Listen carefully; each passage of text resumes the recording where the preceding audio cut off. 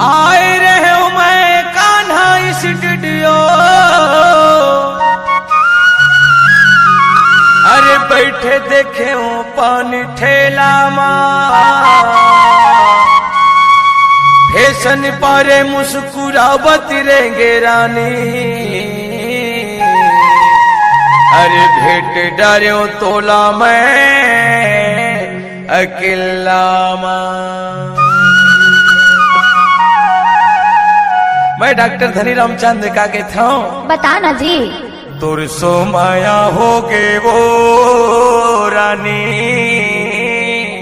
अच्छा। अरे आबे न बगड़ बाजार मां।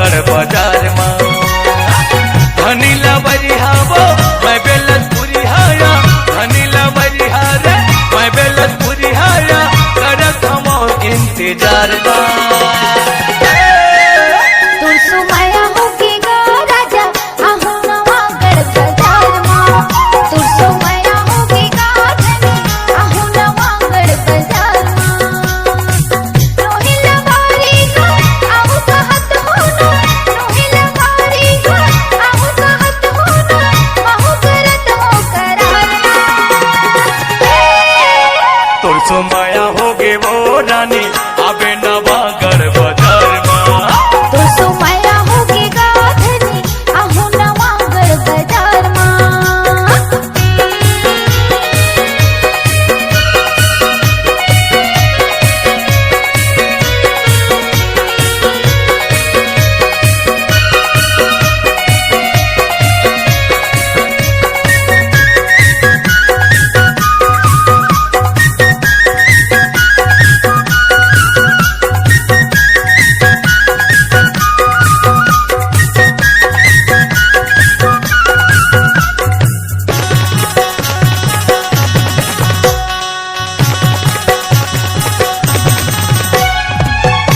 नजर तोला देखो रानी मारे मोला नैना बानना। मीठी माया की बोली देके ले डारे मोर प्राण गा।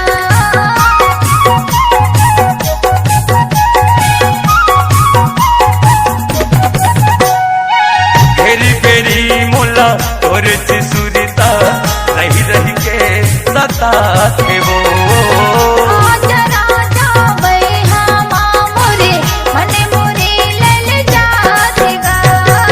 अरे सुना था सुनीता। बताना। मैं डॉक्टर धनी रामचंद का कहता हूँ जानता का कथा जी। अरे तुर सो प्यार हो गे रे रानी। सही माँ आबे न बगड़ बाजार मां। आहूंगा तुर सो प्यार हो गे रे रानी आबे न बगड़ बाजार मां। तो सो माया हो गे गाधनी आहू नवा गढ़ बाजार मां।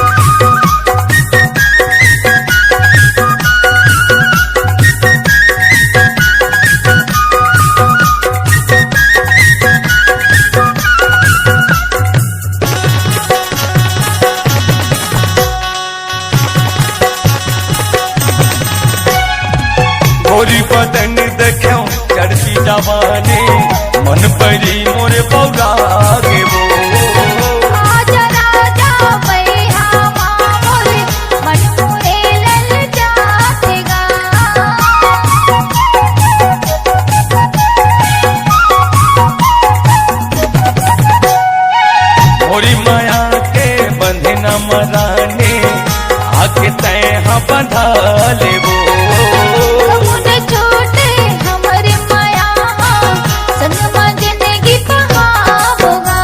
अरे सुनत है सुनीता, बता ना जी। मैं डॉक्टर धनी रामचंद्र का कहता हूँ का कथस बताबे। तुर सो प्यार हो गे वो रानी। अच्छा अरे आपे दामापुर बाजार आहू ना तुर सो प्यार हो गे रे रानी आपे नवागढ़ बाजार माँ। तू सुमाया होगी गाधनी आहू ना वागड़ बाजार माँ। धनी लबरी हवा मैं बिलसपुरी हाना, धनी लबरी हवा मैं बिलसपुरी हाना करत हूँ रानी इंतजार ना। तुर सो माया हो गे रे रानी आपे मुंगेली के बाजार माँ। तू सुमाया होगी गाराजा आहू ना वागड़ बाजार माँ। रोहिल वाली का आहू कहत होना, रोहिल वाली का आहू कहत होना, आहू करत हो करार ना। तुर सो माया हो गे वो रानी आपे रायपुर के बाजार माँ। तू सुमाया होगी गाराजा आहू मुंगेली के बाजार माँ। तुर सो माया हो गे रे रानी आपे मुरदर्री के बाजार माँ। तू सुमाया होगी गाधनी आहू बिलासपुर के बाजार माँ। तुर सो माया हो गे रे रानी आपे ताखतपुर बाजार माँ।